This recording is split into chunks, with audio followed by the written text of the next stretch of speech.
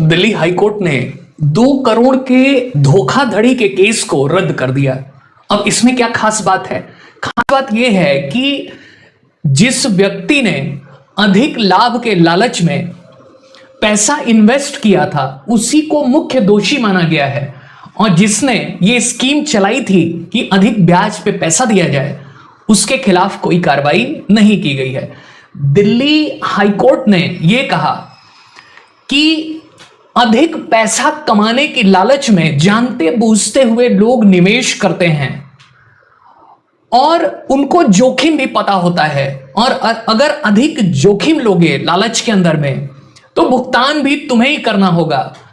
इसके लिए कोई कानून सहायता नहीं करेगी, इसके लिए कोई कोर्ट सहायता नहीं करेगी। यही लोग जानते बूझते हुए ऐसा काम करते हैं और बाद में सोचते हैं कि इनको न्यायपालिका अपराध का भुक्तभोगी समझ के हेल्प करे। तो उन्होंने यह मामला ही रद्द कर दिया। उन्होंने कहा कि आपके ऊपर कोई जादू तो किया नहीं गया था, आपने तेजी से पैसा कमाने के चक्कर में इन्वेस्टमेंट कर दिया। इस खास मामले में क्या था कि यह किया गया कि 2019 में 3 लोगों ने लगभग 1.5 करोड़ रुपए 24% इंटरेस्ट पे निवेश किया उस व्यक्ति के पास। फिर कुछ और पैसे 45-44 लाख रुपए किसी कंपनी में शेयर होल्डिंग को लेकर खर्च किया, और न रिटर्न मिला, न मूलधन मिला, और न ही उस कंपनी में शेयर होल्डिंग मिली। 2019 में दिल्ली पुलिस ने एक एफआईआर किया, और उस एफआईआर में यह स्पष्ट रूप से लिखा गया था कि भाई इन्होंने 420 के तहत, इंडियन पीनल कोड उस समय थी, अब तो भारतीय न्याय संहिता हो गई है, तो 420 के तहत इनके खिलाफ कार्रवाई होगी, और इन्होंने धोखाधड़ी की है, लोगों को झांसा दिया है, ऐसा उन्होंने अपनी रिपोर्ट में लिख दिया। अब यह मामला जब हाई कोर्ट तक आया तो कोर्ट ने क्या फैसला दिया? उन्होंने कहा कि भाई आप इतनी बड़ी अमाउंट इन्वेस्ट करते हो जानते बूझते हुए, तो ये तो एक आप बुलबुला बना रहे हो, एक तरीके से अधिक लालच के लिए लोगों को प्रेरित कर रहे हो, और अगर जोखिम तुमने उठाया है तो इसमें कोर्ट क्या करेगा? तो ये पूरा मामला ही रद्द कर दिया।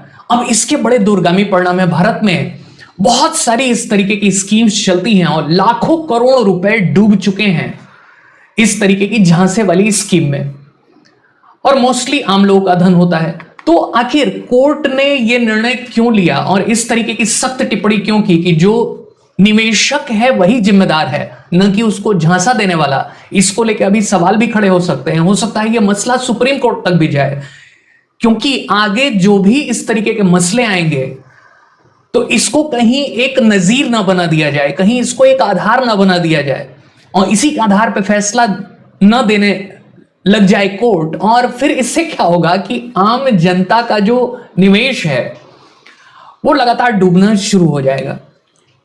तो हम समझेंगे कि भारत में कितने इस प्रकार के मामले हैं, कोर्ट के ऊपर क्या दबाव है, क्या मामले हाल फिलहाल में बढ़े हैं, पहले कम थे। ये जो स्कैम्स की चीजें हैं इसके लिए सरकार की क्या रणनीति है, कार्रवाई कितनी हो पाती है, कोर्ट क्यों नहीं कार्रवाई कर पाता है, कितने लोगों को सजा हो पाती है, इसके दूरगामी परिणाम क्या हैं, और यह कैसे रोका जा सकता है, इन सब की पड़ताल करेंगे इस सेशन में। तो आइए समझते हैं। सबसे पहले तो यह देखेंगे कि यहां पे कितने तरीके के पॉन्जी स्कीम्स हैं या कितने तरीके की गतिविधियां हमारे समाज में हो रही हैं। तो पहले आंकड़े से शुरुआत करते हैं, चलते हैं 2013, क्योंकि इसी के बाद सरकार बदल गई थी। तो अगर हम 2013 में इस तरीके के आंकड़े देखें तो लगभग 87 कंपनीज के खिलाफ कंप्लेन की गई थी। 87 कंपनीज के खिलाफ कंप्लेन की गई थी कि वो लोगों को झांसा दे रहे हैं अधिक इंटरेस्ट रेट का, या अपने प्रोडक्ट को बेचने के लिए कह रहे हैं और जब हम नहीं बेच पा रहे हैं तो हमारा पैसा भी डूब जा रहा है। तो इस तरीके की 87 कंप्लेन थी, 87। 2023 तक आते आते, ये 2023 तक आते आते ये मामले बढ़ के हो गए 400+। अब इससे अनुमान लगाइए कि कई गुना ये मामले बढ़ गए हैं। कुछ तो रीजन होगा। अगर कोर्ट कह रहा है कि आम व्यक्ति ही दोषी है, तो देखिए भारत में बहुत भयंकर बेरोजगारी है। और हम बार बार इस बात पे स्ट्रेस करते हैं कि भारत में बहुत बड़ा पैसा कॉन्सेंट्रेटेड है धनी लोगों के पास। आम लोग बहुत गरीब हैं, बेरोजगार हैं, भुखमरी है, तो सोचते हैं कि चलो भाई, जो गरीब है, लाचार है, वही इन चीजों में ज्यादा फंसता है। ये अभी जो मैंने उदाहरण दिया, या जिसको कोर्ट ने संभवतः इसीलिए निरस्त कर दिया होगा क्योंकि ये पैसे वाले लोगों का मामला था। 3 लोगों ने 2 करोड़ निवेश किया अधिक पैसे के लालच में, तो कोर्ट ने कहा कि भाई ये तो आप ही लोग पता नहीं कैसे मनी क्रिएट किया, और आप चाहते हैं कि इससे एक ब्लैक मनी क्रिएट हो और एक बबल बनाए इकोनॉमी में। तो ये तो अगर मैं आपके पक्ष में फैसला दूंगा तो ये तो ठीक नहीं होगा। तो हो सकता है कि वो पैसे वाले लोगों के लालच को कंट्रोल करने की कोशिश कर रहा हो कोर्ट, लेकिन आम तौर पे देखा जाता है कि इस तरीके की मामलों में आम लोग जो बहुत गरीब हैं, स्ट्रगल कर रहे हैं अपनी लाइफ के लिए, वो सोचते हैं कि भाई 4,000, 10,000, 20,000, 2,000 लगा के अगर मुझे कुछ इनकम हो जाए तो कर लेना चाहिए, क्योंकि हमारे पास ऑप्शन क्या है। आपने देखा होगा कि जितनी इस तरह की कंपनीज हैं वो कहती हैं कि मोटिवेटर लेके आती हैं, और वो मोटिवेट करने वाले लोग होते हैं जो दिनों रात लोगों को खाली मोटिवेट ही करते रहते हैं और अपने डिप्रेशन की गोलियां खाते हैं और लोगों को क्या करते हैं, मोटिवेट करते रहते हैं। आप हाल फिलहाल में चाहे संदीप महेश्वरी का केस देखिए, जिन्होंने खुद एक्सेप्ट किया कि मैं डिप्रेशन की गोलियां वर्षों से खा रहा हूं, और टॉप के मोटिवेटर हैं सोशल मीडिया पे। आप विवेक बिंद्रा को देखिए, दुनिया भर की गीता का ज्ञान बिजनेस में लगाते हैं, दुनिया भर की मोटिवेशन ठेलते रहते हैं सोशल मीडिया पे, और डोमेस्टिक वायलेंस में उनको बुक किया गया। अपनी पत्नी को रात में सोसाइटी में पीट रहे थे। इसके पहले उनके ऊपर फर्जी कोर्सेज बेच के चीटिंग का आरोप लगा, व्यापक पैमाने पे हजारों करोड़ की धोखाधड़ी के आरोप चलने लगे। तो भारत में इसी टाइप के मोटिवेटर बहुत हैं। कुछ हमारे धार्मिक बाबा भी हैं, वो भी एक तरीके के मोटिवेटर हैं। धर्म के नाम पे क्रिश्चियन डियोर का बैग लेके घूमते हैं, लाखों लाख खर्च करते हैं अपने रहन सहन पे, अपने मेकअप पे। अगर वो प्रवचन करने आते हैं तो उनका मेकअप का स्तर देखिए क्या रहता है। मेकअप मतलब पूरी एक मेकअप किट खत्म हो जाती होगी। तो ये भी एक तरीके का स्कैम है। तो इसमें फंसता कौन है? आम लोग ही फंसते हैं। कौन जाकर उनके पंडाल में बैठता है, कौन उनको सुनता है, कौन इन मोटिवेटर्स को सुनता है बैठ के, जो डिप्रेस है, जिसको जिंदगी में बहुत परेशानियां। और भारत वैसे भी अगर देखें तो 54% यूथ है देश के अंदर में, और अगर उनको काम धंधा नहीं होगा, रोजगार नहीं होगा, रोज पेपर आउट हो जाएंगे, अंदर तक भ्रष्टाचार जड़ कर गया होगा, कोई काम कराने चाहिए, हर सरकारी विभाग में भ्रष्टाचार है, तो लोग डिप्रेस्ड हैं, अवसाद ग्रसित हैं, और वही लोग चले जाते हैं इनके यहां। तो ऐसे मामले बढ़ गए हैं। अब जब ऐसे मामले बढ़ गए हैं तो देखिए कोर्ट की भी अपनी मजबूरी है। कोर्ट के ऊपर इतना प्रेशर है कि वो अब ऐसे मामले में अगर देखा जाए तो, अगर इकोनॉमिक फ्रॉड की मैं बात करूं, इकोनॉमिक फ्रॉड के मामलों में कुछ आंकड़ों की बात करते हैं, खाली बहसबाजी नहीं, कुछ आंकड़ों की बात करेंगे तो ये मामला ठोस हो पाएगा। इकोनॉमिक फ्रॉड के केसेस में खाली 5 to 10% कन्विक्शन है। आप समझिए कि खाली 5 से 10% मामलों में ही अपराध सिद्ध हो पाता है, और क्या कार्रवाई हो पाती है अभी क्लियर नहीं है।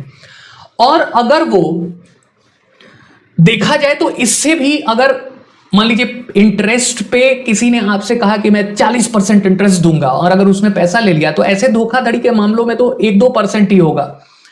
अब जैसे किसी मामले में कोर्ट ने कहा कि जिसने पैसा इन्वेस्ट किया है वही दोषी है, तो बहुत कम कन्विक्शन रेट है। यही हाल हमारे हर मामले में है, चाहे वो क्रिमिनल केसेस हो। एवरेज निपटारा दर 15 साल हो गई है। जब फास्ट ट्रैक कोर्ट बने तो उसको घटा के 2.5 साल किया गया डिस्ट्रिक्ट लेवल पे, लेकिन उसमें भी मामले आपाधापी में सुने जाने लगे, और कुछ में सही कुछ में गलत, बार बार वो हाई कोर्ट में जाकर मामले फंस जाते हैं। आप इंडियन जुडिशरी के ऊपर अगर दबाव देखेंगे तो आपको ये दबाव समझ में आएगा। हमारे सुप्रीम कोर्ट में लगभग 83,000 केसेस पेंडिंग हैं। ये मैं पेंडिंग केसेस की लिस्ट बता रहा हूं, मतलब ये वो केसेस हैं जिन पे अभी सुनवाई चल रही है, और बहुत सारे मामले हैं जिन पे सुनवाई अभी तय नहीं हो पाई है। तो लगभग 83,000 केसेस पेंडिंग है। सुप्रीम कोर्ट जो सर्वोच्च न्यायालय है वहां पे ही सुनवाई नहीं हो पा रही है। आइए हाई कोर्ट चलते हैं। भारत में हाई कोर्ट कितने हैं? भारत में टोटल हाई कोर्ट हैं 25। हमारे पास 25 हाई कोर्ट हैं। सबसे पहले तो अंग्रेजों के जमाने में ही बन गए 1862 में Calcutta high court, Bombay high court और मद्रास हाई कोर्ट की शुरुआती दौर में ही बन गए। तो ये हाई कोर्ट तो शुरू में ही बन गए। सबसे नए वाले कौन से हैं? 2019 में सबसे न्यू वाले कौन से हैं? 2019 में आंध्र प्रदेश एंड तेलंगाना। अब मैं ये क्यों बता रहा हूं? ताकि आपको एक्चुअल स्थिति पता लगे कि हमारे न्यायपालिका की क्या स्थिति है और क्यों मामले फंस जा रहे हैं और क्यों ऐसे लोगों का मन बढ़ जा रहा है। उनको पता है कि पकड़े भी जाएंगे तो क्या हो जाएगा। अभी मैं पुलिस पे भी आऊंगा कि मामले क्यों कमजोर हो जा रहे हैं और दिल्ली हाईकोर्ट वाले मसले में भी क्या हुआ कि कोर्ट को ऐसा फैसला देना पड़ा। तो देखिए इसमें उसकी भी चर्चा करेंगे। तो ये नया कोर्ट बन गया। अब अकेले लगभग 61.5 लाख केसेस पेंडिंग हैं हमारे 25 हाई कोर्ट्स में। ये पेंडिंग केसेस की संख्या है 25 हाई कोर्ट और पेंडिंग केसेस की संख्या कितनी है? 61.5 लाख। उसमें भी सबसे अधिक 10.3 lakh cases Allahabad high court, Prayagraj high court जिसको मान लीजिए, इलाहाबाद में पेंडिंग है। इलाहाबाद हाई कोर्ट में पेंडिंग है। हालांकि यहां पे सबसे अधिक नंबर्स ऑफ जजेस हैं 160। इनकी जो बेंचेस हैं मान लीजिए या जजेस हैं 160 सबसे अधिक देश में। लेकिन प्रदेश भी बड़ा है, लखनऊ में भी इसका एक चलता है डिवीजन। लेकिन इसके बावजूद भी 10.5 लाख केसेस पेंडिंग हैं। तो सोचिए कितना ज्यादा केस भारी मात्रा में है। और एक और इंटरेस्टिंग चीज देखिए कि अभी तो ये खाली ऊंट के मुंह में जीरा है। जरा लोअर कोर्ट में चलिए, लोअर कोर्ट जरा डिस्ट्रिक्ट कोर्ट में चलिए। तो जब लोअर कोर्ट में जाएंगे तो अगर मैं डिस्ट्रिक्ट कह दूं तो 765 डिस्ट्रिक्ट मान लीजिए। और टोटल कितने डिस्ट्रिक्ट हैं? इतने हैं लगभग। और मान लेते हैं कि 700 प्लस हमारे पास डिस्ट्रिक्ट कोर्ट्स हैं। और स्थिति ये है कि यहां पे 4.4 करोड़ केसेस पेंडिंग है। अनबिलीवेबल। अब बताइए 4.5 करोड़ केस पेंडिंग है डिस्ट्रिक्ट कोर्ट्स के दायरे में। तो ये कैसे निपटारा होगा? और जजों की भी जो यहां ऑक्यूपेंसी है बहुत खराब है। लगभग 25% जो है सीटें ही क्या है? भरी हुई हैं, बाकी सब खाली है। मतलब जितना लोड है उतना हम जज ही नहीं प्रोवाइड करा पा रहे हैं। हाईकोर्ट में भी यही स्थिति है। टोटल लगभग 1150 मान लीजिए 1120 उसके आसपास हाईकोर्ट के जजेस का स्ट्रेंथ है। और अभी वर्किंग है लगभग 717। तो हाईकोर्ट में ही हम जज नहीं रिक्रूट कर पा रहे हैं। तो यहां पे कितनी खराब हालत है इसका अंदाजा आप लगा सकते हैं। तो इसीलिए ये तो तब है जबकि लोग केस कराने नहीं जाते, लिखवाने नहीं जाते। 100 में से खाली 5 लोग केस लिखवाने जाते होंगे। यह आंकड़ा और भी कम होगा। कई मामलों में पुलिस ही केस नहीं लिखती, कई मामलों में जांच पड़ताल ही नहीं करती। अब ये पेंडेंसी क्यों है? क्योंकि जजों के रिक्रूटमेंट नहीं है, पूरी व्यवस्था ऑनलाइन नहीं की गई है, उसका वेरिफिकेशन नहीं होता है, पुलिस ने मामले को उलझा रखा है। जैसे दिल्ली वाले हाईकोर्ट वाले केस में अभी हमने चर्चा की, हाईकोर्ट ने कहा है कि भाई पुलिस आज तक चार्जशीट नहीं दे पाई, जांच नहीं की, तो कड़ी टिप्पणी कर दी कि भाई ऐसे कैसे चलेगा, ये तो पूरी लापरवाही है। लेकिन उन्होंने कोई सजा नहीं दी। पुलिस कह देगी कि जी हमारे पास क्या करें, हमारे पास संसाधन ही नहीं है, हम वेरीफाई ही नहीं कर पाए। बहुत सारे मामलों में ऐसा है। इसीलिए ये केसेस पेंडिंग पड़े हुए हैं। हमारे पास कोई विकल्प नहीं है। कई तो सुप्रीम कोर्ट के चीफ जस्टिस रोने लगते हैं कि हम कोई फैसला ही नहीं दे पा रहे। ये स्थिति है। तो भारत में ये कोर्ट की तो इनेबिलिटी समझ में आ गई कि अगर वो हर मामले में फैसला दे और हर चीजों पे आए तो पता नहीं कितने 100 वर्ष लग जाएंगे फैसला देने में। अब देखिए इसी का फायदा उठाते हैं वो फ्रॉडुलेंट व्यक्ति जो इस तरीके की झांसे वाली स्कीम्स चलाते हैं कि हम आपको इंटरेस्ट अधिक दे देंगे, हम आपको पैसा अधिक दे देंगे। एक उदाहरण लीजिए, सबसे अधिक ये आजकल चलता है MLM और इनकी संख्या मल्टी लेवल नेटवर्क मार्केटिंग जिसको कहते हैं, मल्टी लेवल मार्केटिंग। ये नेटवर्क मार्केटिंग के नाम से आपको पता ही होगा कि आप इससे जुड़िए और अपने साथ 3 लोगों को और, मतलब 2 लोगों को और लाइए या 3 लोगों को और जोड़िए, फिर वो 3 लोगों को और जोड़ेंगे और एक पूरी चेन बन जाएगी और फिर रातों रात आप करोड़पति हो जाएंगे। नेटवर्क मार्केटिंग की कंपनीज 2023 में 400 प्लस हैं एमएलएम्स। अब बताइए, ये 2023 का आंकड़ा है। अब इसमें गड़बड़ी क्या है? नेटवर्क मार्केटिंग तो बिल्कुल गड़बड़ नहीं है, विदेशों में भी होता है, लेकिन गड़बड़ी हमारे भारत में क्या है कि आप इनकी देखेंगे प्रोडक्ट प्राइसेस स्काई रॉकेटिंग रहती हैं, बहुत हाई, वेरी हाई, और प्रोडक्ट क्वालिटी एकदम चीप। क्वालिटी क्या रहता है? एकदम चीप। और इनका सारी इनकम कहां से होती है? Income from new members, not from the selling. New members, selling से तो कर ही रहे हैं, लेकिन न्यू मेंबर्स इनको जोड़ते रहना है। प्रोडक्ट के ऊपर लेस फोकस है, किसी को ऑर्डर दे देंगे, और प्रोडक्ट सेलिंग के ऊपर इनका लेस फोकस है। और ये लोग जोड़े तो जोड़े, अपना पैसा निकालने के लिए लोग 3 लोगों 2 लोग को ढूंढते रहते हैं। तो 4000 कंपनीज इस तरीके की चल रही है, एमवे, आरसीएम, बहुत सारी इस तरीके की कंपनीज हैं जो लोगों को झांसा देने का काम कर रही हैं। 99% लोग फंसे हुए हैं। जो टॉप में बैठा है खाली वही प्रॉफिट कमा रहा है घटिया प्रोडक्ट बेच के।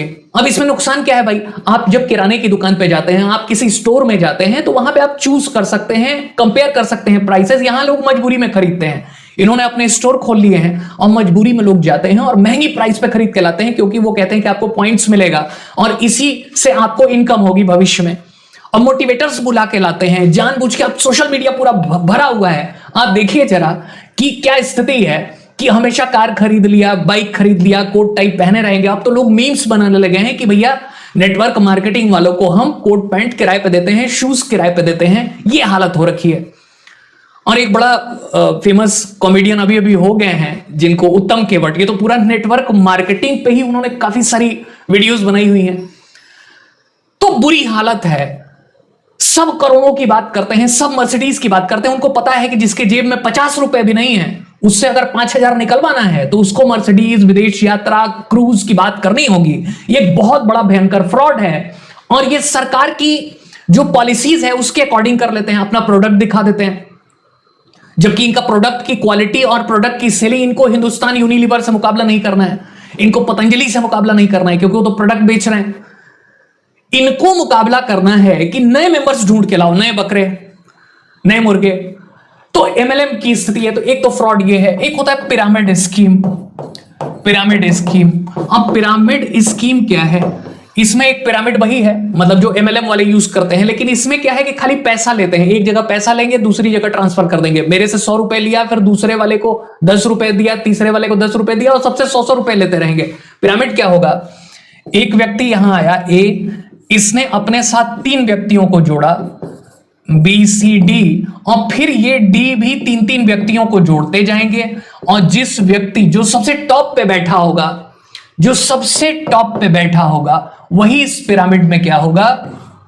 ये जो सबसे टॉप पे बैठा है वही इस पिरामिड में सबसे अधिक पैसा कमाएगा। मतलब जो ओनर्स हैं या जो कुछ टॉप सेलर्स हैं। तो पिरामिड स्कीम पूरी फेक है, पिरामिड का ही यूज करते हैं एमएलएम।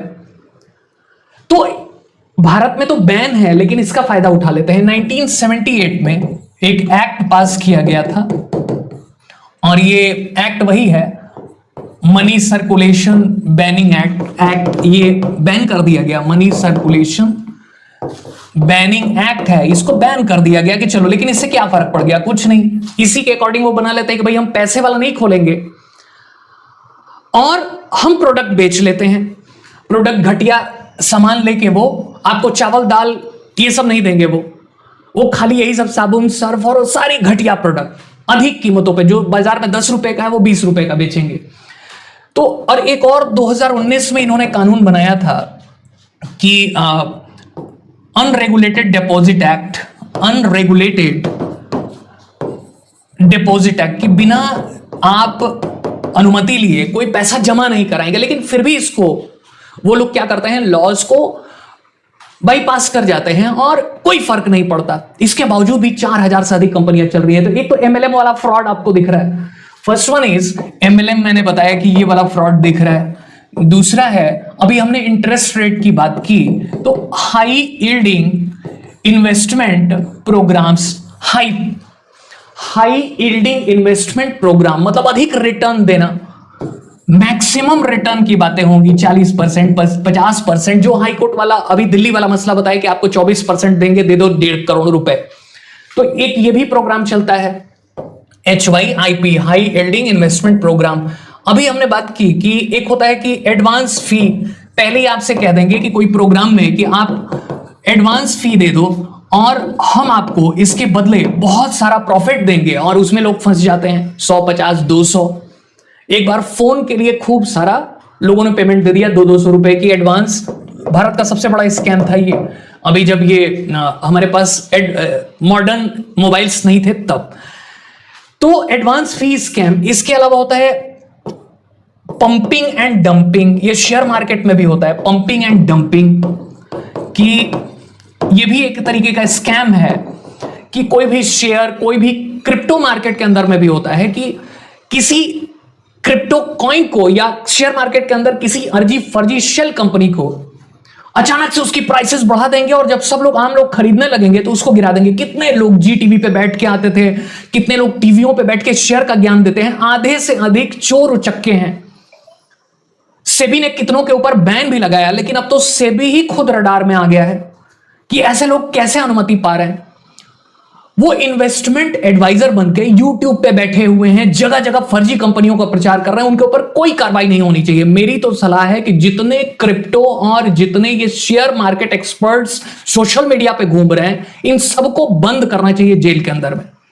इनकी वजह से आम लोगों का पैसा लाखों करोड़ डूब चुका है।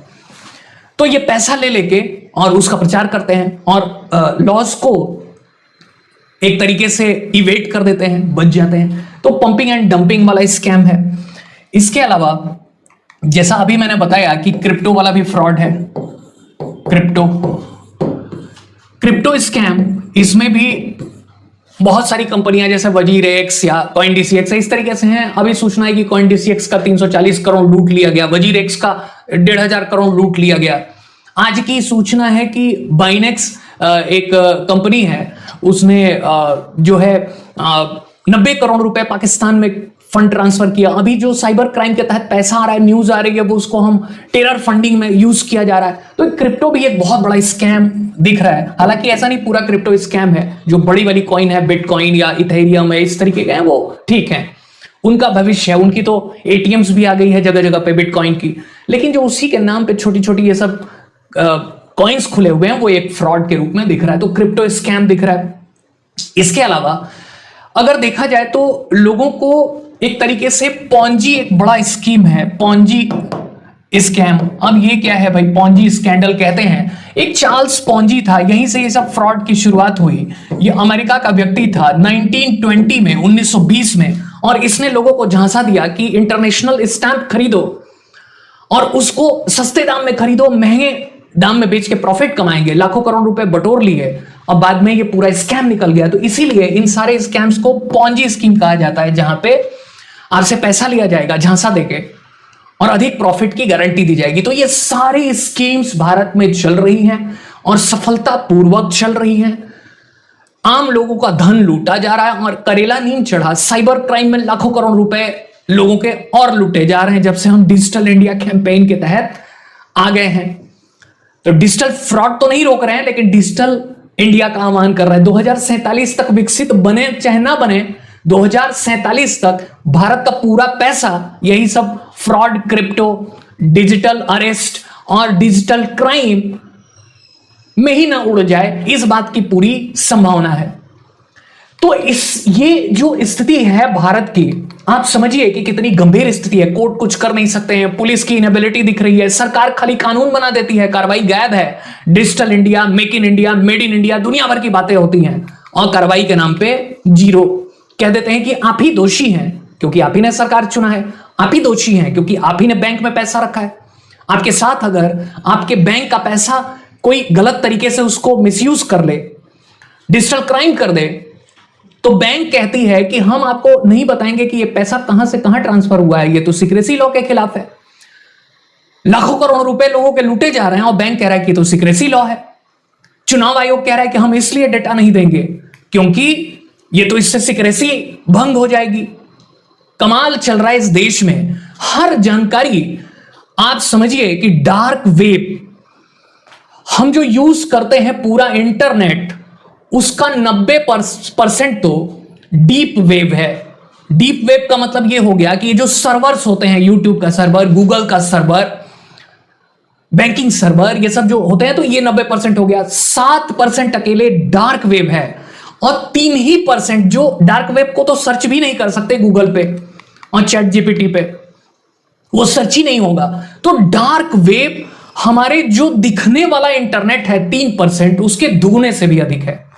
और डार्क वेब पे सारा डेटा उपलब्ध है, हर बैंकों का, हर एक व्यक्ति का। रोज डेटा ब्रीच की कार्रवाई होती है। इस बीच चुनाव आयोग कह रहा है कि हम डेटा नहीं देंगे क्योंकि ये तो प्राइवेसी के खिलाफ है। इधर चुनाव आयोग का ही डेटा लीक होके डार्क वेब पे होगा। तो देश में लोगों के साथ अगर क्राइम हो रहा है, तो अब से कहीं ऐसा ना हो कि सब लोग मिलकर कह दें, कोर्ट, सरकार, संस्थाएं, कि आप ही दोषी हैं और आप ही इसका भुगतान करेंगे, आप ही को सतर्क रहना था। हम क्या करें अगर आप फंस गए? तो आपको क्या लगता है कि ये स्टैंड हाई कोर्ट का सही है, या फैसले में बदलाव चाहिए, सरकार को और कड़ाई करनी चाहिए? डिजिटल इंडिया का कैंपेन अगर हम चला रहे हैं तो इसमें हमें सतर्कता भी बरतनी चाहिए। लोगों का धन लूटा जा रहा है, इसको बचाने की कोशिश करनी चाहिए, क्योंकि 90% लोगों के पास खाली 10% पैसा है। देश का बहुत गरीब लोग हैं। देश में इतनी गरीबी है कि 90% लोग आज भी 5 किलो अनाज के लिए लाइन में लग सकते हैं। तो जो इस तरीके के गरीब लोग हैं, उनका पैसा लूटा जा रहा है, तो इस तरीके से संस्थाएं क्या अगर कह दें कि आप ही दोषी हैं, आपने क्यों नहीं कार्रवाई की, आपके ऊपर लालच आ गया, आपको क्या लगता है कि कितना सही है, कितना गलत है, और कौन से स्टैंड लगाए जाना चाहिए? क्या हमने जो बातें की वो आपको समझ में आई या पसंद आई? अगर ये सेशन पसंद आया हो तो इसको लाइक करिए, सब्सक्राइब करिए, शेयर करिए, जिससे कि और भी लोगों को जागरूकता बढ़े और कम से कम थोड़ी सी तो सेंसिबिलिटी हो जाए, जिन कुछ लोगों तक अगर ये बात पहुंच गई तो। और दूसरी बात ये है कि अब तो कोर्ट्स भी हाथ खड़े कर रहे हैं कि हम कुछ नहीं कर सकते। तो ये एक गंभीर मसला है जो सबको जानना चाहिए कि भाई बचाव ही एक विकल्प के रूप में समझ में आ रहा है। और बाकी अपने कमेंट करके राय शेयर करिए। मिलते हैं अपनी इसी तरीके किसी वीडियो में, तब तक के लिए नमस्कार, थैंक यू, धन्यवाद।